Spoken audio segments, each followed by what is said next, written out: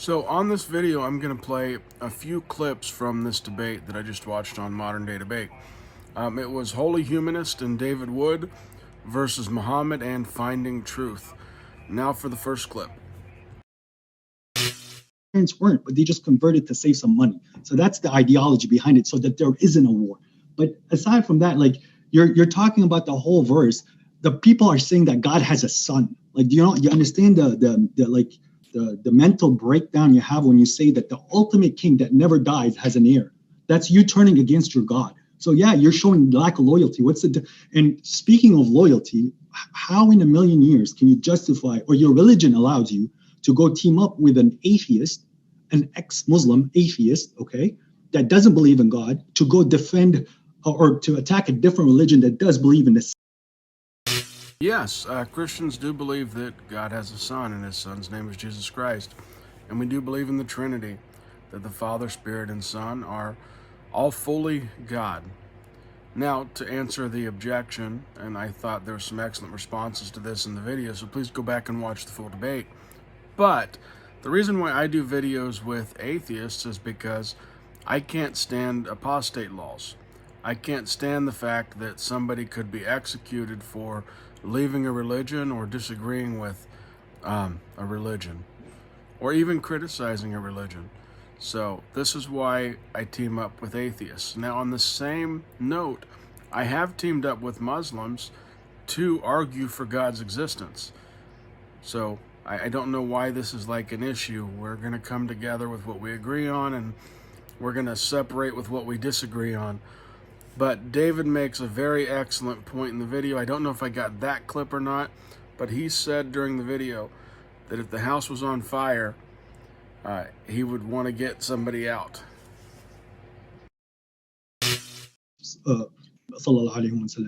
Both of them, but it's actually Abraham's mentality. Abraham is the one who had this mentality that we have and the conduct that we have. The person that led us closest to this mentality is Prophet Muhammad. That's why, so follow the way of Abraham, upright, monotheistic. He doesn't associate to God. So your whole concept of understanding what religion is flawed. And you guys come back and like, Nuria, simple question. Are you sitting on that chair? Yes, you are. Did God show you mercy? 100% after insulting him and after insulting Prophet Muhammad. So when you're saying that God's not showing mercy to everybody, you're completely wrong. You're sitting fine on that chair. That mercy is going to stop on the day of judgment when you're going to start going through your own hell that you build in your mind, and how the devil put all these blockages in front of you because of the things that you say. When we're talking about verses of God and we're showing you how, like, you know what, we're actually peaceful with people, unless if they cross us, you're saying, no, you guys cross first. That's not true, and that's not what the Quran says. But your response is blah, blah, blah. That's what you said. Your little words was blah, blah, blah. So when it comes to God's verses and God's way of action and how you're supposed to act, your response is blah, blah, blah. Often quite a bit that Muslims will claim to be following Abraham, and that Abraham is in the same way presenting the same argument as Muhammad. My critique has always been, please show me that Torah that agrees with you. Please show me the Injil that agrees with you. To this day, I have not been able to find any of those things or ever had any of those things presented to me. Now, to the argument about the chair being God's mercy, look, God gives me blessings and I appreciate blessings, but I don't think looking at an atheist and saying that chair you're sitting on is God's mercy, or else you'd be sitting on the ground. It doesn't sound like a very compelling argument. But to the next clip. Just blah, blah, blah. Because as the Quran says, people like you and the people who act like you and say what you say, they become arrogant. They think they know it all. You're talking about interpersonal relationships between people. The only thing that you do is say the opposite when it was what in the Quran said. So you're not honest. And God says, like, if someone says to you peace in the Quran, so if someone says to you peace, don't say to him, oh, we're not going to give you peace because you're not a believer. Like, make sure they're okay and then see what they're about. If they're fighting you, then you don't give them peace. So we're supposed to investigate the person who's giving us peace and give him peace if he deserves it. Once again, I take issue with the arrogant comment. Like, if you assume everybody who's criticizing you is just arrogant, or they're not thinking as clearly as you, you're not necessarily looking at everything rational. Now, in some cases, could that be true? Yes. But the other case is that you are just, plain and simply, in disagreement. Disagreements happen. We're going to disagree on all kinds of things, but that is not a rational argument just to accuse your opponent of being angry or arrogant.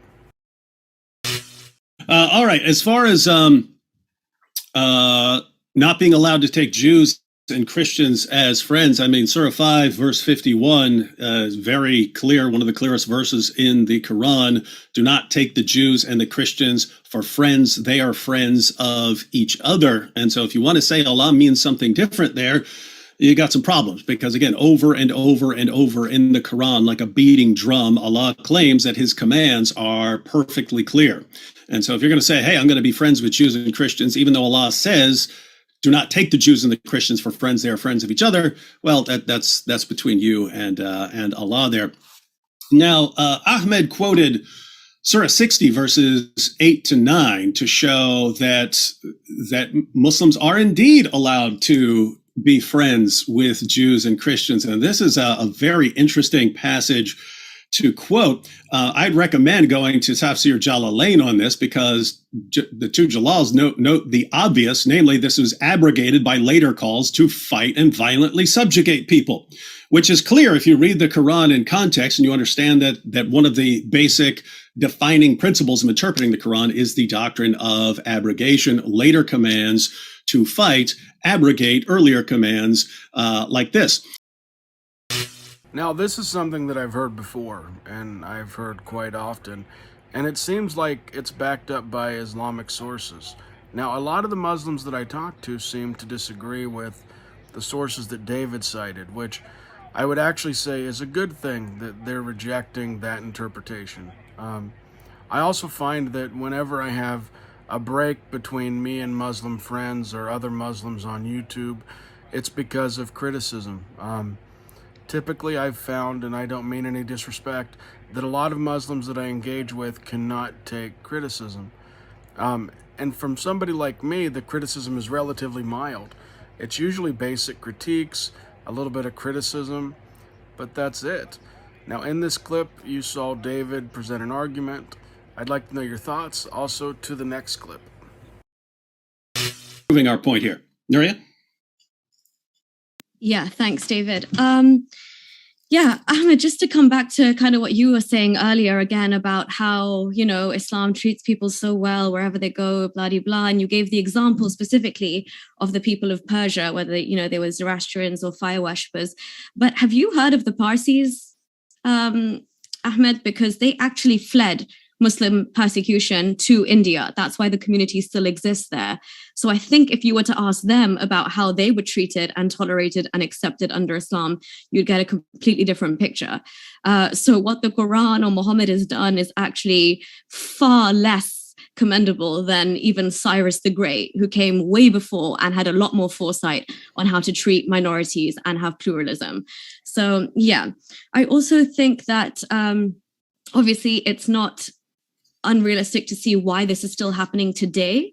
I want to ask Ahmed again, do you not agree that it's Islamists in Afghanistan that are blowing up the Bamiyan Buddhas and every trace of religion that came before Islam? Islam can't tolerate any other culture in existence but its own. You can see that wherever Islam has gone, they have wiped out the native culture and imposed the Arab culture onto them. That's why I say it is an imperialist ideology with an expansionist agenda.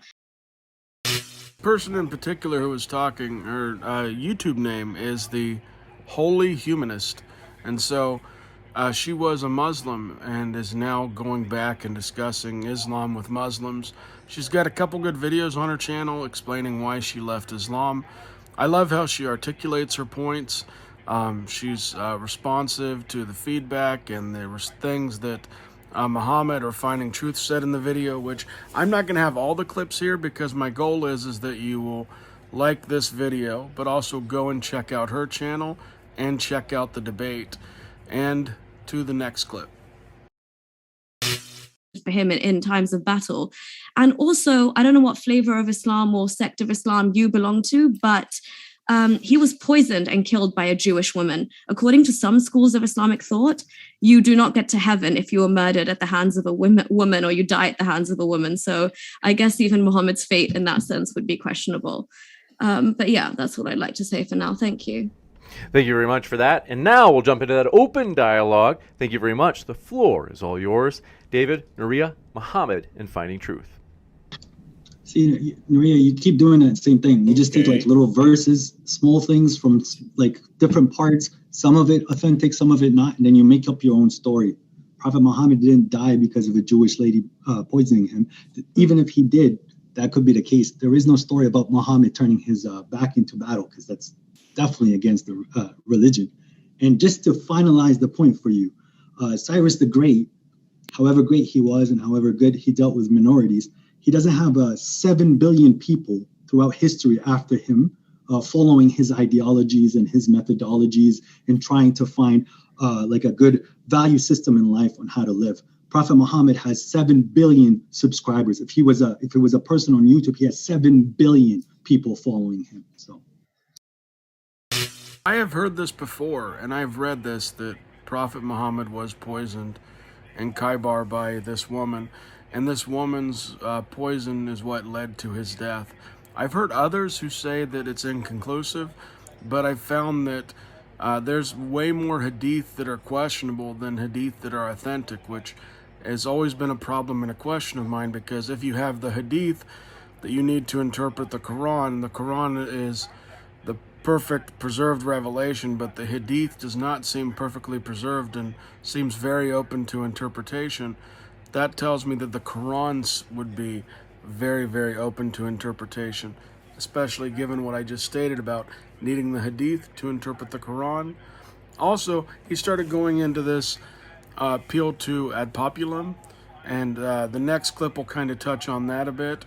But frankly, just the popularity of a religion or a view does not make it any more true. to live. Prophet Muhammad has 7 billion subscribers. If it was a person on YouTube, he has 7 billion people following him. So 7 billion. Wow, that's the entire population of the world. So that's yeah. But throughout history, do you understand? From 1400 now, not everybody stayed living. But maybe that concept's also too hard when you can't. Muhammad, have you heard of the argument ad populum as well? Are you aware of that? I understand it's about. What are you trying to say then? But you got to look at the other side. I'm not saying the whole world. That's still a small portion of the world, because 7 billion doesn't represent the whole population. But it's like almost a third of the whole world following a single man's ideology, because he was able to upkeep 7 houses, 7 wives are happy at once. He was a state general. He was a state politician. He was a general in the army. He was taking care of every need that people were coming towards him. People loved him. People went and pursued him for the truth. And they learned on how to deal with each other because of this single man. So this is where you guys like fail. So however big and smart you guys think, like you'll never get to even like a few of what that man accomplished. Up front, I'll agree with the statement that he made at the very end. I will never have the kind of persuasion on this world that Muhammad did.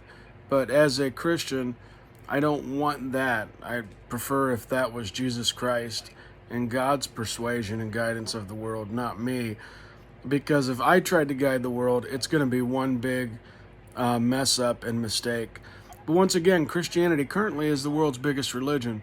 But that does not mean that I use that as evidence for Christianity being true. And in the same way, when Islam becomes the world's biggest religion, as projected potentially by like 2040, something like that, it'll be due to birth rates.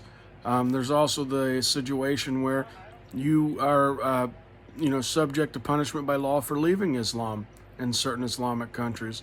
So these are facts and situations that are going to skew these numbers drastically.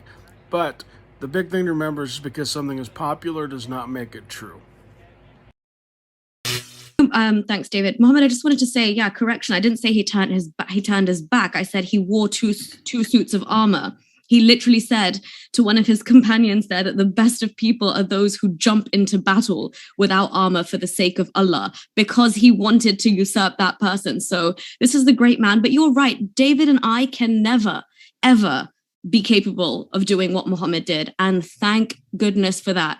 We're not capable of genocide. We're not capable of making sex slavery an institution. We're not capable of subjugating half the population. We're not capable of banning adoption, and how Muhammad proved it to us by marrying his adopted son's wife. What a great man. What a great set of interpersonal values, because we really needed to know that, Muhammad. We really needed to know that it's okay to marry your adopted son's wife, and let's just chuck out adoption while that's at it. Yeah. So in favor of Muhammad's lustful eye or whatever was happening there, he got rid of adoption, and we have to live with that for the rest of, as long as people like you conform to this ideology and belief system, by thinking that because you are having the most babies in the world, that Islam is somehow true. As David said, that's a complete logical fallacy. And the thing is, again, look at Muslim households. When you allow polygamy and you subjugate women and keep them confined to their houses to make them baby-making machines because you're scared of them getting independent, getting an education,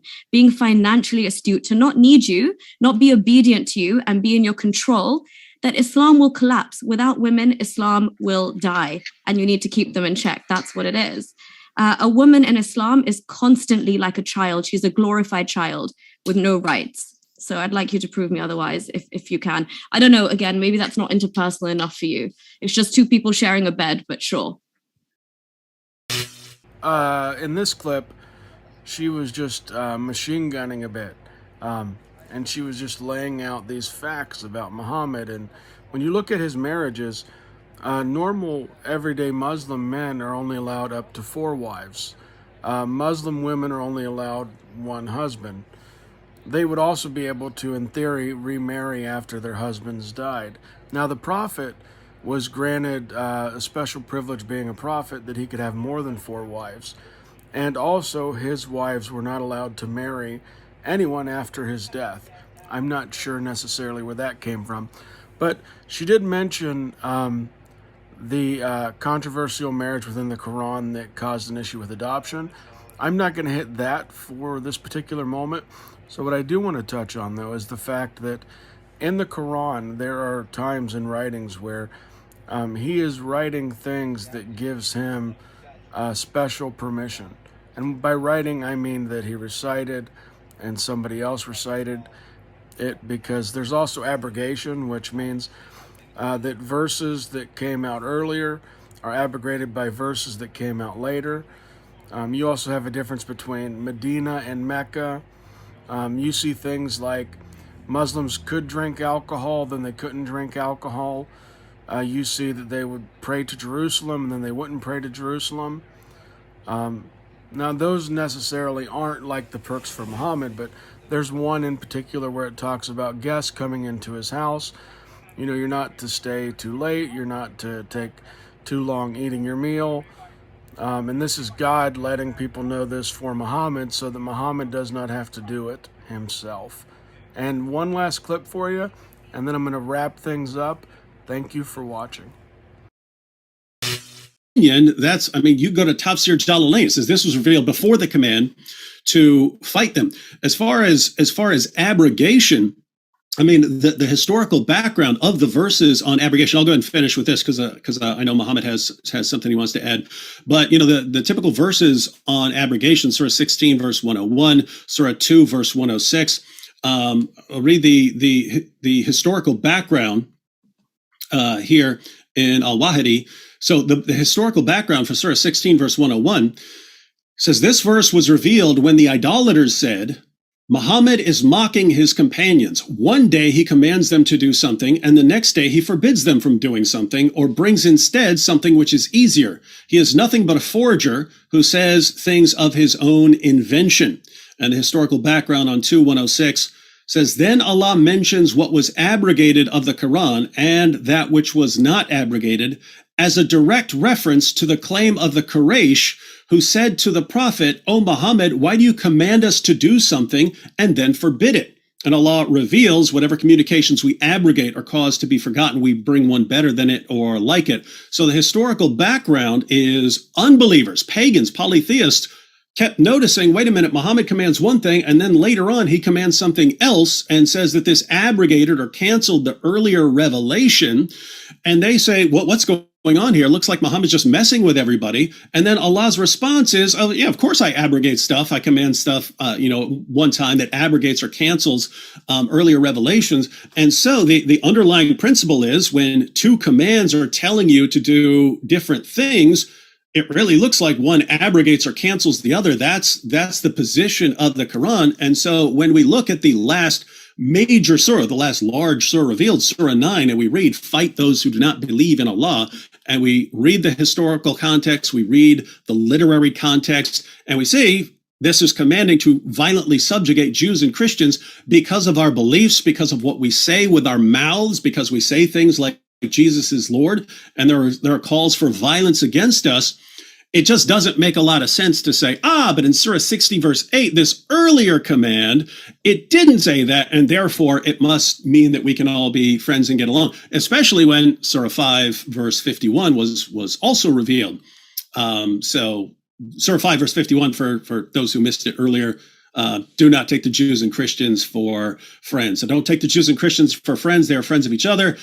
Fight those who do not believe in Allah. I went ahead and read that in context. We could go to the historical context if you want, but to just say, this verse that was revealed much earlier in the context of a book that gives the doctrine of abrogation as a defining principle of how to interpret it, doesn't seem like a powerful or persuasive response to me. So, just to put a bow on this real quick, if you see David gave you an argument for abrogation, I'm also very, very happy that majority of Muslims that I run into don't interpret these verses nearly as harshly as I unfortunately believe their text and scripture demands or would put on them to do so. That being said, please like and subscribe. I enjoy the feedback. If you like these videos, let me know and I'll do a couple more. I go hard in the paint, yeah, homie, I'm a saint.